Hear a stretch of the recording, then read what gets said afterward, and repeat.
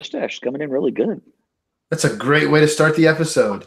This Life in Tech, episode 107. I'm Jason. And I'm Dan. And I'm Ken. The lover of... I got to correct you. This is not a mustache. This is an Ethiopian poisonous caterpillar. It took me 3 weeks of walking through the Amazon to find it. And then it took me 10 days to wrestle it and subdue it, such that it would rest upon my top lip. Wow. And all this time, I thought maybe you just didn't blow your nose properly, and those were, leftovers. Now they're eyeballs. I see that now. That's right. How you guys doing? Oh, chilling like a villain. It's 70 degrees here. I love it. Yeah, it's been warm here too, man. It's crazy. This weather is, granted, it's a little bit rain, and we had flooding last night, but on Sunday we were out in shorts and t-shirt at the golf course, which is a rarity in February. Yeah, we're 60, degrees warmer here today. We were this time last week. Right, so it's only 40. Yeah, it's 40. It's 40 degrees. Something wrong with that though. A 40-degree swing change in 5 days. That's the same way it is here. Well, no, 60, Ken. 60. Excuse me, 60. Yeah. 60 degrees. Still... This isn't Florida either, from going 40 degrees to 100. This is negative 20. 20. That's true. I'm like, I'm ready to walk around in shorts, and I'm like, man, it's warm out here. I tell you what, even with all that, because I'm not letting this Ben winter ever get to me. I hardly ever wear a coat unless it's like really snowing and I'm going to be outside for a bit. But going to work, it's just my sport coat. That's it. I might throw a scarf on. Nope, I'm not letting this winter get to me. Well, and it ain't like you're outside shoveling snow for 6 hours. Right. But then you get warmed up. Well, but these hands don't do manual labor, so someone else is doing that snow. I'll tell you, man, I got a new cycling jacket so I could ride outside when it's cold but nice. And I gave it a go on Sunday. And man, dude, I almost had to stop and take it off. It was way too hot.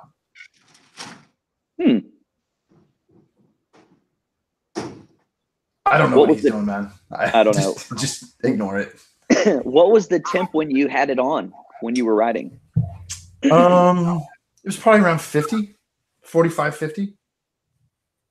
See, if I wear khakis to the course, it's 40 or 50. I'm going to wear my Nike thermals. But if it's over 50 and I wear them, I'm burning up.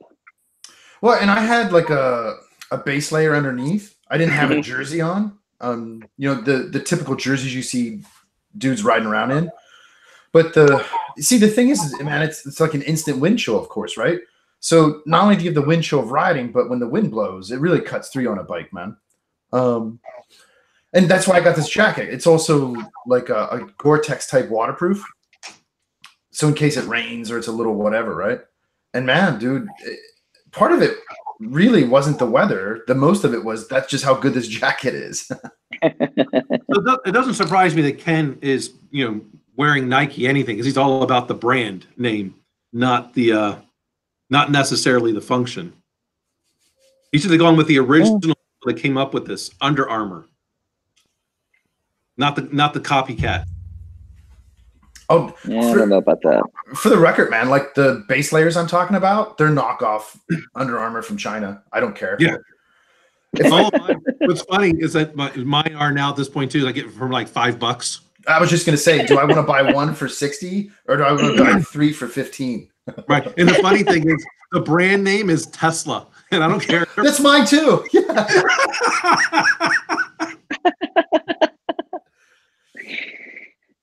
So, my students were showing me, and I can't remember the name of the site, but they were showing me this site that, direct from China, and legit knockoffs. Now, I don't like the Yeezy shoes that are real popular with the college students, but I have to admit, those knockoffs, man, I'm telling you, in the world of technology, knockoffs are getting to be like spot on. Like you can almost not even tell a difference. I mean, they're even putting the holograms on some of the hats now that will tell you whether it's like New Era or not. I mean, it's nuts. Well, why shouldn't they be spot on? They're made in the exact same factory. I know. Exactly. It would not surprise me if the knockoffs are made literally right after this assembly line is done, and then the whatever the knockoff is coming right in behind it. Yeah. Well, I can tell you what they do like with bike frames. So like the race bike I showed you guys on last week, this nice, decent mid-range carbon fiber, and that frame, just the frame itself, is probably around $4,500. Okay. You can get the exact same thing, what's called open mold, for maybe $1,200. Okay. So what they do when they're done making this for that manufacturer, they'll essentially take an imprint of it, create a mold, and then start spawning the knockoffs. So we call that. I've studied all this. They call that gray market. Yeah. So they'll make them. Foxconn gets an order for 1 million iPhones, but what they'll do is they'll make 1,100,000, and the 100,000 are absolutely legit, and they just send them out into they sell them through their little shady stuff in China. Nikon cameras, it's a big issue too. Well, see, like the bike frames and stuff like that I'm talking about, they don't sell them as if they're that brand. They sell them as their own brand. They're just co-opting the intellectual property because they've been contracted to manufacture that for the manufacturer. That's crazy. Yeah. All that R&D money, and then somebody comes along and steals it and sells it for 3/4 less. Yeah. Now I've personally, I've never bought like specific bike parts that way, but dude, like all my clothes, because they wear out pretty fast.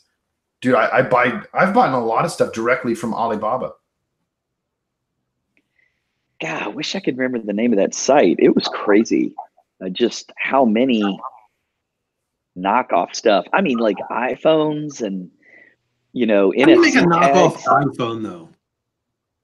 Actually, you know what they do? They had a knockoff iPhone. We saw it online, and it has Android running on it. Okay, all right. I was like with the Apple skin. Yeah. That it's pretty funny actually. I mean, in that case, I would have just bought the Huawei because it's right there and probably cheaper than the knockoff iPhone. Huawei also pretty much probably makes all their stuff with Foxconn, and we know they steal everything. I mean, it's not just. I mean, their big thing was what they did with Cisco. I mean, they literally ripped off everything. Everything. Yeah, I remember that. Nothing's changed. Until you quit manufacturing over there, you're not going to have that problem. Yeah, you do business in China, understand whatever you're doing there is gone. It's not yours anymore. Yeah. It's interesting because we were kind of talking about on Sunday, that Elon Musk has basically put all his patents out there for anyone. From Tesla, yeah. Yeah, and so I've been thinking about that, and it's interesting. The thought that I came with is he certainly wants people to take this type of technology and advance it, but he's also betting that he can create. I mean, the patents are not necessarily a blueprint onto how to implement. Right. All the software too. Right. It is just, here it is, go use it for whatever. Take it as an idea and start. Maybe you come up with a different way to use it, or you take that technology and another type of technology and you've made something completely new out of it. But he's betting that he's got this big of a head start and that he can produce a better quality product, is my guess. Which is noble, and then also maybe someone will come up with a different idea to advance. Right. Yeah. Well, I don't know, man. Last night I was reading an article on Porsche's new e-vehicle. Ooh, I saw a picture of it. When they were test driving it in Norway. Yeah, that guy got mad about pictures. Yeah. Get over it. You're in public. No expectation of privacy in public. Yeah, and the car wasn't shrouded. I mean, they weren't trying to hide it. They were stopping like for a sandwich or something, man. I don't know, but that car looks sexy, dude. Boy, does it ever. Whew. So I wonder what the price will be if it was the equivalent price. Which one would you buy? A Tesla or a Porsche? A Porsche every day, hands down. Because at least I know that company's going to be around in 5 years in case something breaks down on it. Right. That is true. and if Tesla sells out to Hyundai, who knows what's going to happen? Hey, I'm telling you, it could still happen. I wonder if we'll ever be able to buy like a really cheap, affordable e-vehicle off something like Alibaba that's a Chinese knockoff.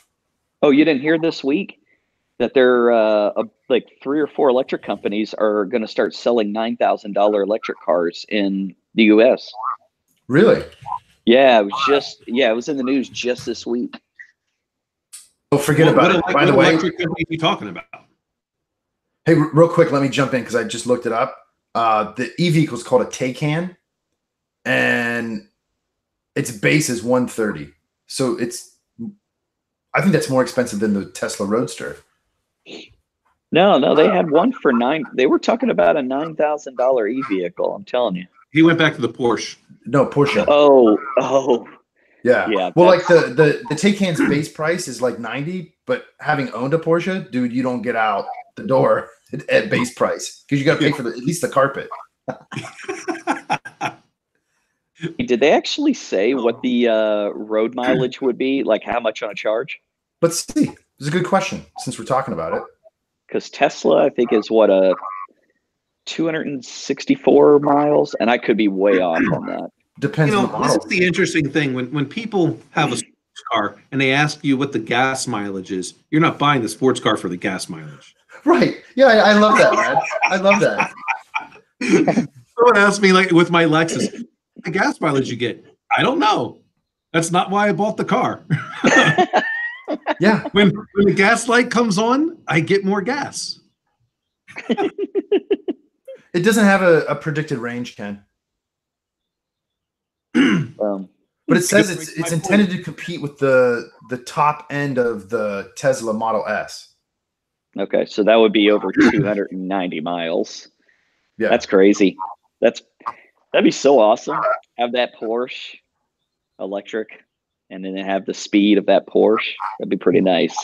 Well, Ken, in order for this, you're gonna have to get out of academia to get. I know. I'll never be able to afford one. Come to the dark side. We'll make it happen. Yeah, I saw that yesterday. Tesla said, "Oh, we have Model 3s down to 35 grand," and I'm like, "No." And so I looked online, and apparently, when they put the price on there, they put in there what the gas savings will be for the first year with the tax credit. So technically, it's still over 45, 50 grand. I'm like, I still can't afford it at 35. So. You look like someone would be driving a Prius anyway. Well, I got a Leaf. There you go. I knew it. It was something. But I don't. But here's the thing. I drive 32.7 miles in and 32 home. So I'm either here, work, or at the golf course. I mean, I don't go anywhere else with it. It's the perfect commuter car for me. So, and I got a nicer charger in my garage. So it only takes about an hour and a half to get a full charge on it. Nice. But I'm happy. Sorry, man. I'm distracted. I'm on the Porsche site looking. Or should I say dreaming? Dude, no, it ain't a dream. I could get one if I wanted one again, but yeah, didn't you have? Yeah, I thought you had one. Yeah. What color was it? Arctic silver. Ooh. Which is the light, like really sharp silver. Nice. Now that the Challengers come out in all-wheel drive, I'm debating getting one in that lime green. I saw one the other day with an orange one. Isn't that awesome? They just came out with the lime green version of it. I'm like, I will do that. I will, because it's all-wheel drive. As long as my car, I only care about whatever car I have has to have all-wheel drive, no matter what. Even my Lexus is all-wheel drive. Never know. Do you hit a lot of traffic up where you live in Indiana? Me? Yeah. I mean, the people who live in Indiana, it's traffic. Coming from DC, no, this is a cake. No. They get mad if they have to sit through one traffic light. I'm like, what? middle of an intersection, and DC is sitting for 3 traffic lights. Yeah, man, that's how it is here too. Like there'll be like 2 or 3 cars piled up waiting on the stoplight to turn. You know what I mean? And people are like, "Dude, there's so much traffic." But like this spring and summer, I'm like every day. I'm just riding the motorcycle in every day. I will have the dry cleaner start dropping off clothes at my office, and I'll just hang them up in my little locker that I have in my office. Mm-hmm. See, that's the way it was in Portland. You know, biking's a really big thing up there, and to promote it and less driving, they have my office at Mercedes and Audi. When I worked at each place, they had showers there. So, you know, for example, if you rode your bike to work, you would have the dry cleaners drop your clothes off at work, and then you would just take a shower and go to work, take it off, and go back home, changing your bike outfit. Yeah, if I pretty cool. If I ever make an adjustment in the future to have a commute here, as long as because pretty much as long as I stay in the Winston-Salem area, I don't have to go on a freeway at all, like at all. Dude, I would cycle. I would bicycle. Yeah. Dan, how far do you live from work? Mine's a motorcycle. Ain't no way I'm bicycling. That sounds like work. So no, my commute's not very far at all. It's 30 miles round trip. But I can make it, you know, I can either take, because it's only 15 miles and it's really not that big of a deal. And a lot of times that's where I'll catch up with someone real quick on something, because it might be 30 minutes in the morning and 30 minutes on the way back, even though it's, you know, 15 miles, just because the traffic lights. So I don't really have too much of an issue with that. But when I ride the motorcycle in, I take the toll road, and then I can get in 15 minutes. It's about 20 miles then to take the toll road. But that's perfectly fine, because then it's a straight shot. There's no traffic lights. There's no traffic, and I can, you know, do 100 on the way to work. How much is the toll road there? Oh, I don't know. I don't ever check. It just charges my Easy Pass. Oh, okay. That's what we had in Oklahoma. It's like a couple of dollars. So it's nothing that I could. Now, to take the toll road all the way to Chicago, I think it might be $8. I don't know. That ain't bad, man. But that's when I go to Chicago, because sometimes if you catch, when I go back to the DC area to visit the kids, sometimes it is cheaper overall to fly out of Chicago than it is South Bend.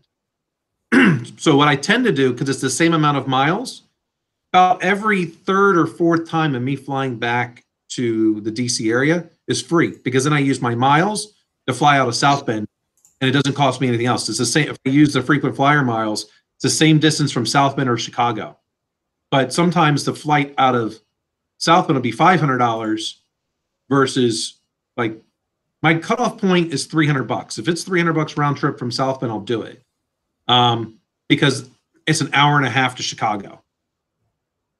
And the only reason why I say it like that is then because more than likely from South Bend to DC, because South Bend to Chicago to DC.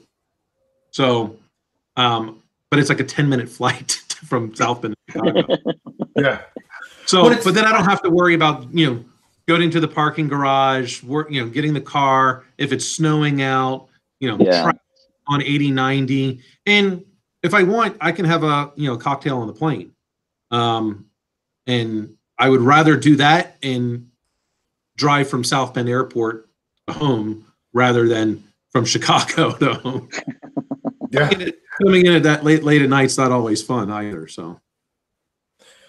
Well, that's like when I drove up to my folks' house. I mean, the turnpike is like less than $10 one way, so it's not expensive. There's no traffic, and by the time I drove to an airport here, Raleigh or Charlotte, to have a flight to Ohio, I'm a third of the way there, so I might as well just drive. Right, and this is the part where we were kind of talking, pre-hand. I use Waze a lot. Almost all the time. It's almost always on, because even if some of the information is stale, but I'll know at least if there was, something on the side of the road or police speed camera, red light camera. So I've done the trip from DC to Maryland, which is like 670 miles, right around there. And I'll do that in about 8 hours rather than the almost 10-hour trip it's supposed to do. Now, there's only one way you can do that, by going really fast. And I can tell you that, the car is supposed to be going to my oldest son, Danny. He has a Subaru Crosstrek that he just hasn't gotten his driver's license, even though, he's old enough to do so. When you put the luggage rack on top of the Subaru, it cannot go any faster than 110 miles an hour. I've tried. Yeah, there's just too much air resistance. Yeah, it's too much. It doesn't have enough in order to do that. But yeah, 110 is the max. And it's floored. And it's only like at 5,000 RPM. So it's not like it just can't get any more into it. When I used to drive from LA to Vegas, for like DEF CON especially, for years, man, I wouldn't drive my own car. Well, I don't, because you guys have probably never done this. When you drive across the desert, and especially if you do it multiple times, the sand hitting your paint and your glass will pit it. Oh, yeah. Yeah. So, like, when I had nice cars, I didn't want to pit my glass or my paint, so I would rent a car. And one time, I would just get the cheapest. It doesn't matter, dude. This one time, I got, like, this brand new Chevy Aveo when they first came out. I had that thing floored the entire way. And finally, I started to be able to get up over the speed limit only because I was consuming gasoline. So the more gas I consumed, the faster the car would go because it was dropping weight. Yeah. I hit a tumbleweed. And I mean, tumbleweed's just dried plant, right? So there's nothing really mass-wise to it. It actually slowed the car down when I hit it. Nice. That is something that I am, so summer 2020 will be the next time I actually go to DEF CON. And I will be shipping my motorcycle to like either LA or San Diego. I don't know, whichever one's cheaper, because I want to ride across the desert on the bike at the hottest time of the year, basically, for it. But one of the things I am concerned about is the sand. Even though I would be fully geared, is what that's going to do to the paint on the bike, as well as if it's going to take chips or anything like that out of like the visor. I don't know. Well, I got to figure that out because my helmet has a heads-up display, and that's not cheap to fix. So I got to figure out if I got to put like another clear acrylic over top of it or not. Right. Whoa! You have a HUD on your helmet? Yeah. What brand is this, or what is it? Like, what's the name of it? So I got one of the original Scullys that came out. So they only got it was a what do you call it? One of the GoFundMe like things that happened. Oh yeah, Kickstarter. Yeah. And then they went bankrupt, and now they're back again. So I was one of the few people that was actually able to get a hold of one. But it's amazing. I'm gonna look at that YouTube video later. That's pretty neat. Yeah. So now, but that one is no longer works. So I've got a new one on order that'll be here this summer. Not from Scully, cool. No, because so I think it was Buell that just came out with their version of it, and I'm more likely to, because they're gonna stick around. Does Buell? It's got what's that? I was sorry, I didn't mean to interrupt you. Just real quick, I don't remember. Does Buell own Harley or does Harley own Buell? Oh, so I don't know in terms of the motorcycle helmet but I have no idea. What kind of bike do you have, Dan? What's that? What kind of bike do you have? Indian Dark Horse. So it's actually the Springfield Dark Horse to be specific, but it's and it's all blacked out. It's pretty. It's pretty badass. It's fast. Harley owns Buell. Thank you. Do they? Okay. You'll probably be okay going across the desert because it's just one time, man. I mean. Oh yeah. Are you shipping it after you get to Vegas? Will you ship it back home? Yeah. Oh, you're not going to go back across the desert? No, I just No, want to. okay. I haven't It's a been nice to a DEF drive, CON man. before. You've never been? Mm-mm. We got to You've take this guy. Or I've never been to DEF CON. I've been to Vegas a All right. bunch, but never been to DEF CON. hey, July/August 2020. There you go. Okay. All right. We'll all party it up. I mean, DEF CON I'm actually going to see because I really don't care about those people anymore. Look, man, we all have publishing as a goal. Why don't we also try to double dip, especially for Ken's first time, and submit a presentation and show him how it's done correctly? Yeah, Yeah. I've heard there's ways of not to do it. I don't want to be booed off the stage. Who cares? I got presented. That's right. It's not like any of these people you're ever going to have to see again anyway. That is a very valid point. I mean, they That is all very think they're valid. researchers, and none of them really are. I mean, there's a couple that I would say do some research, but the great part is when people try to do like live demos, and of course, that's a rookie mistake. You're doing a live demo. Pre-tape that stuff where you know it's going to actually work and show it. Yeah, we should do that. I would love my first time to go with you guys. You can show me the ropes since y'all have been before. Yeah, man. Sure, All right, that may be something to add to plate. might as well. 2020. I mean, this is what we should probably, in reality, what we should probably do it with is submit it to both Black Hat and DEF CON, because DEF CON's a bunch of they really only want the same people talking every year, and the kind of research that we would be talking about is likely to not get accepted anyway. But at Black Hat, it might, because more corporate people go there. Corporate. Okay. I'd be game for that. With the both. That goes on the same week, or is it just Yeah, like it's the same week. Oh, It starts Black Hat, and then at the end of the week. that's cool. I've always wanted to go. Well, we'll book it. All right. Since What? academia, I actually get vendors that always want to give me free expo passes anyway. But if we get a speaker pass, it won't matter. Right. But with an expo pass, I could at least get it to where we can all get in and walk the floor. Mm-hmm. Who cares about the talks if we're not speaking? Who cares?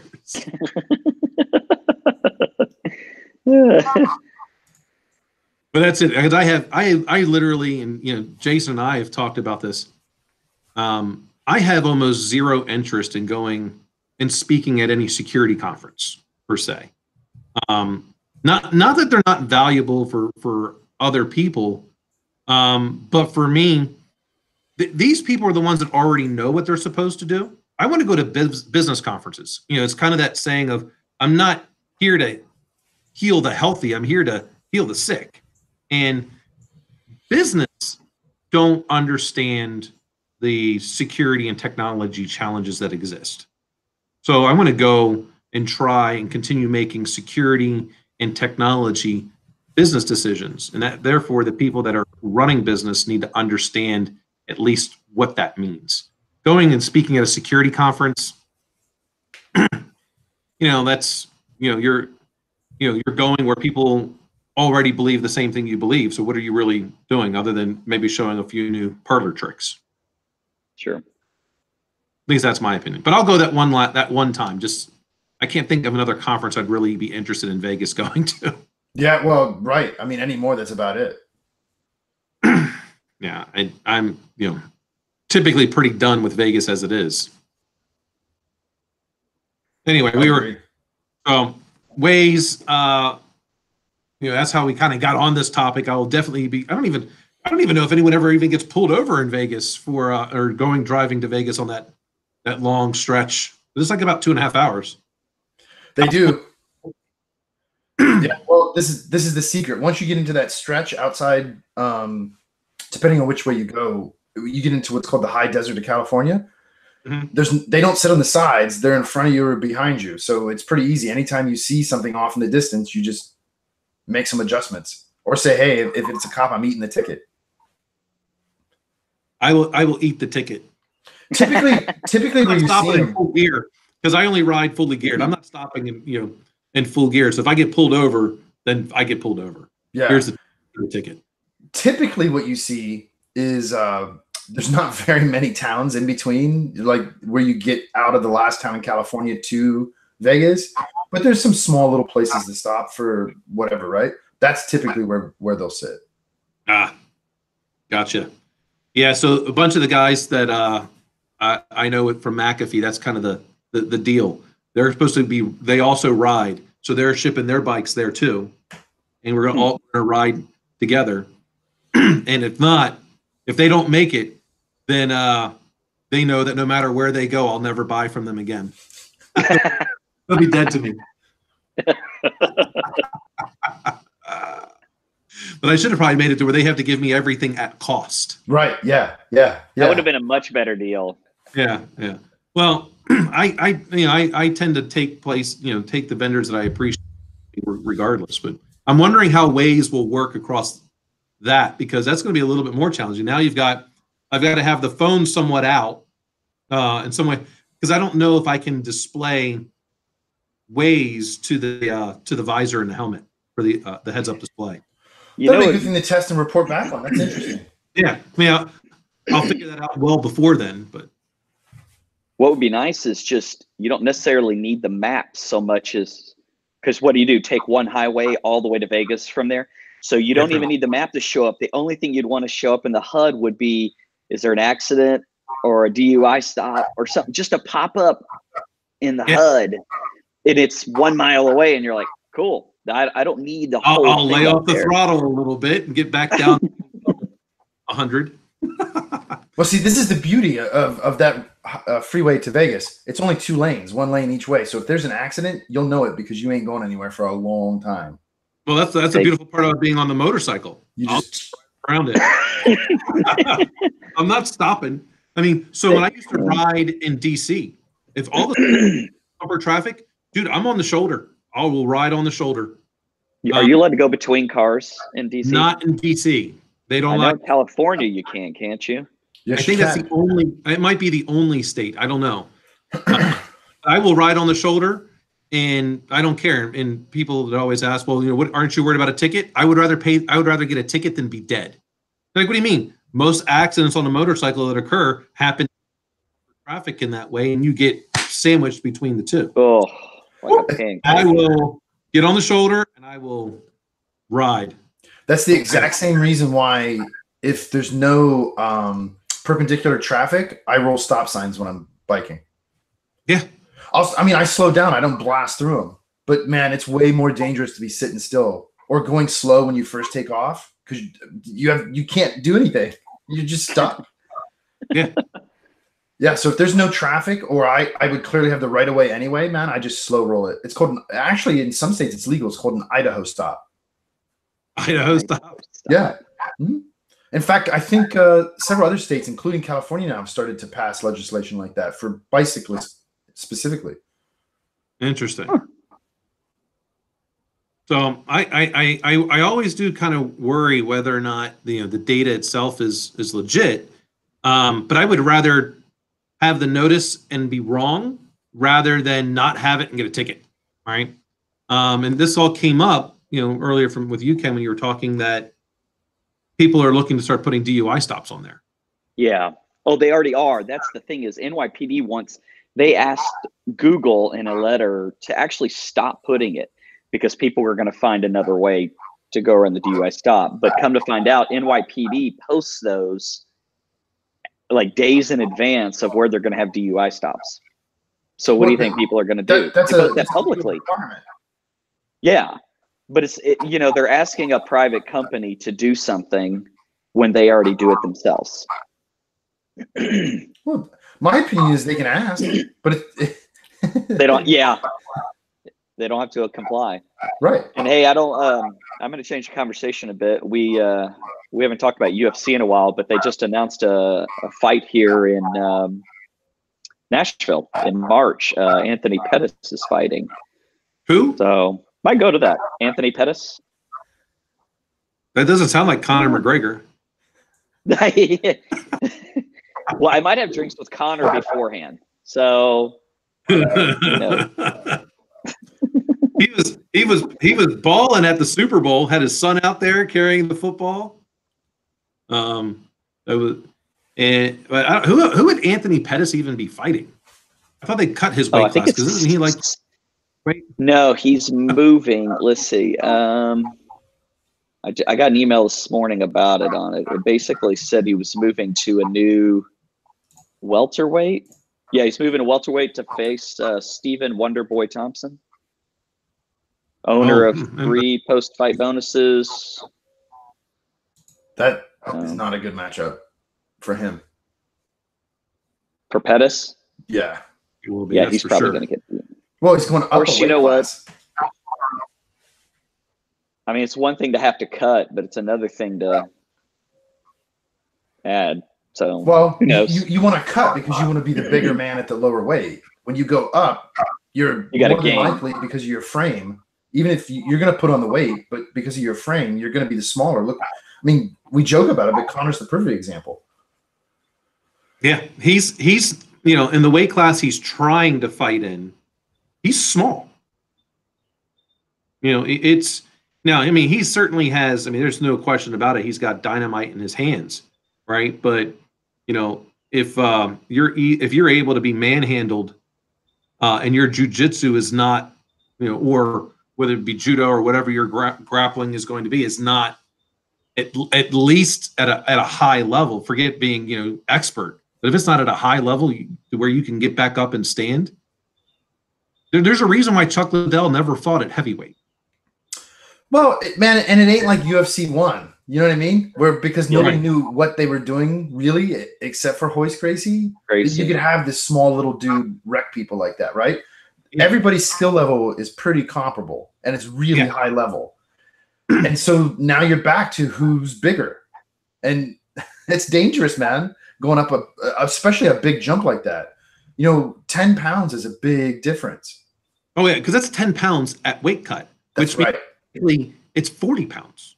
That's right, because they're going to put on more weight because, roughly speaking, their frame's larger. That's also why, like, Conor had a problem knocking down Nate Diaz.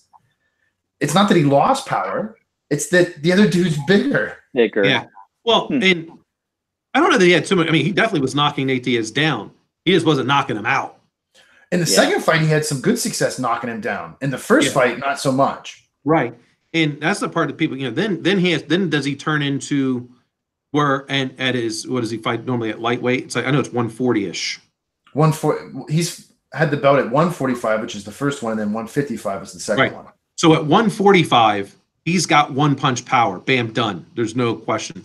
At 155, it's going to have to be TKO-like, where it's going to have to be a succession of multiple strikes. Not that he can't do it, but that's now your cardio has got to be much higher because you're going to have to throw more punches. Well, and you're carrying more weight, so it adversely affects you compared to when he fought Diaz twice. They fought at 170. Yeah. Which was just crazy. These guys are nuts anyway. Yeah. I mean, they can get in there and take punches 99% of the public couldn't even take one of. I mean, that just blows my mind how good these guys are. And the thing is they're perfectly comfortable dishing out the violence. Yeah. And just as much as taking it. Yeah, well, and so, like, when I train just more for exercise and appreciation for the mechanics of the sport, not because I ever had any ambition of actually fighting. I don't have a problem getting hit. It didn't bother me. I really don't like hitting people. Like, I really found out I really don't like it. You know what I mean? That's the way I was at my first Taekwondo tournament. My teacher kept yelling at me after the first round. He's like, "You can kick harder than that."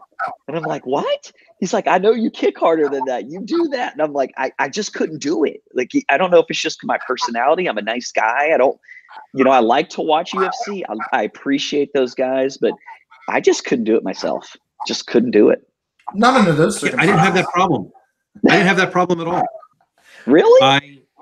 I enjoyed both sides. Like it, I didn't have like necessarily the best of record. I mean, I was 18-7 in terms of all of them, but I lost my first 4.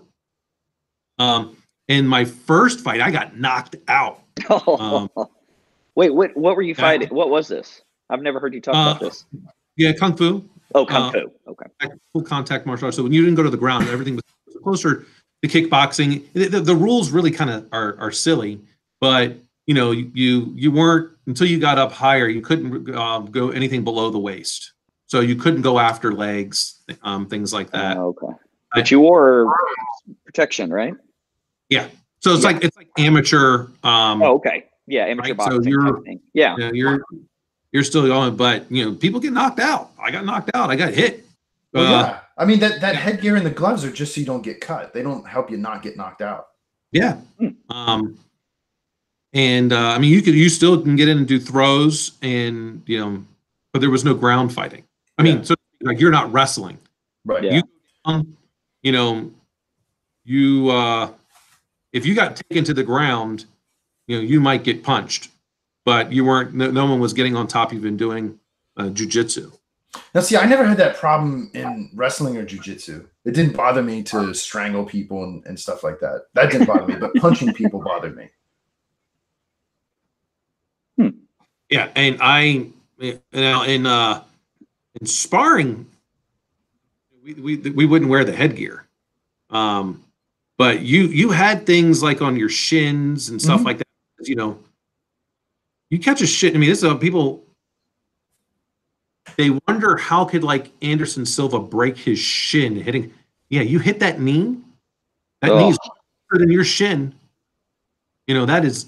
So you're basically every part of you is a weapon. So, dude, I don't think I've ever, other than Joe Theismann breaking his, I don't think I've ever seen something made me so uncomfortable, but also made me realize how hard he was kicking to do that. Like that was like everybody's talking about, oh, he broke it. But I'm like, do you realize how much force these guys are kicking? And you see they'll show their bruises the next day on the side of their legs for the guy that, either won or lost. I mean, it's ugly. It's amazing. Yeah. Yeah, man. It is something that's interesting, for sure, because that force, and then they've been doing it for so many years. But this is the thing, like you're trained to where that kick is supposed to go is not to someone else's bone. You want it to the muscle, so they can't stand. Like you're not going to bruise a bone, so to speak, in a kick like that. But you're trying to get it to the point to where the pain is to the muscle, and the muscle can't fire with like it's supposed to, right? Right. So that's the whole thing that kept driving me crazy with Conor's fight with Nurmagomedov. Like, where were the leg kicks? Like, there's no, if Nurmagomedov can't drive and to take you down, you've just completely made it to a point where you've neutralized his strength. I mean, that is the big reason why what's his name? Iaquinta had success. He went right to leg kicks. Well, and that was more or less, at least in the first couple of rounds, Conor's game plan in the second Nate Diaz fight, because that's the pattern to beat Nate Diaz. Because other people have done it before, and it worked beautifully, and it really, I think, directly led to his success with his hands. Why he didn't do it, I don't know, man. Yeah, don't know. But that's the thing. You want to neutralize, especially right at that the knee itself, you'll be completely neutralized. And that's what you want. Because if your shin hits bone, you just hurt yourself.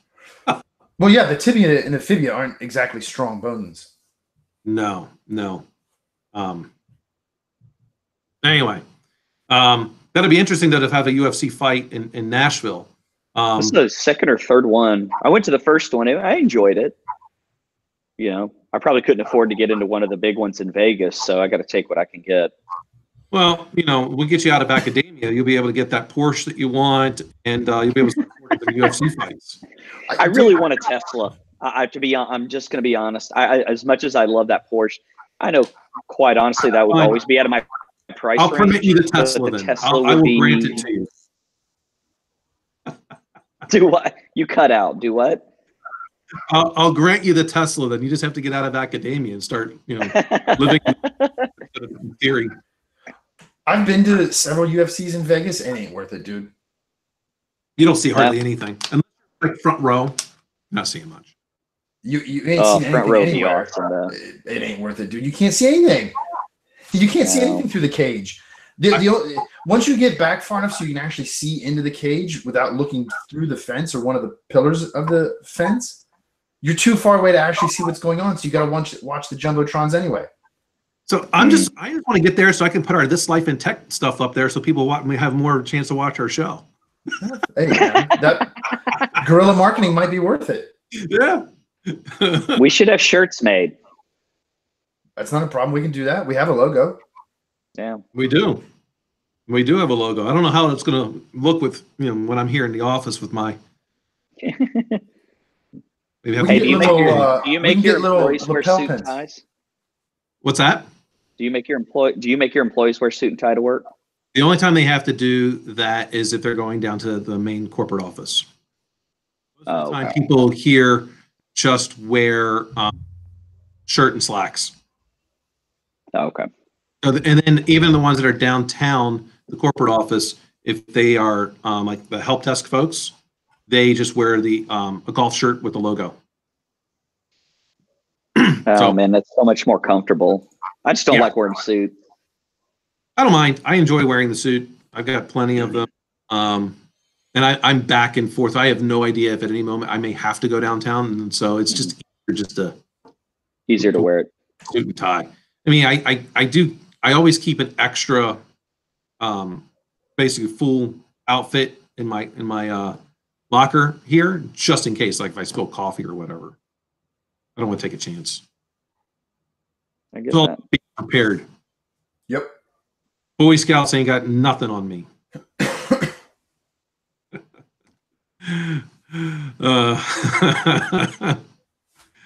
All right.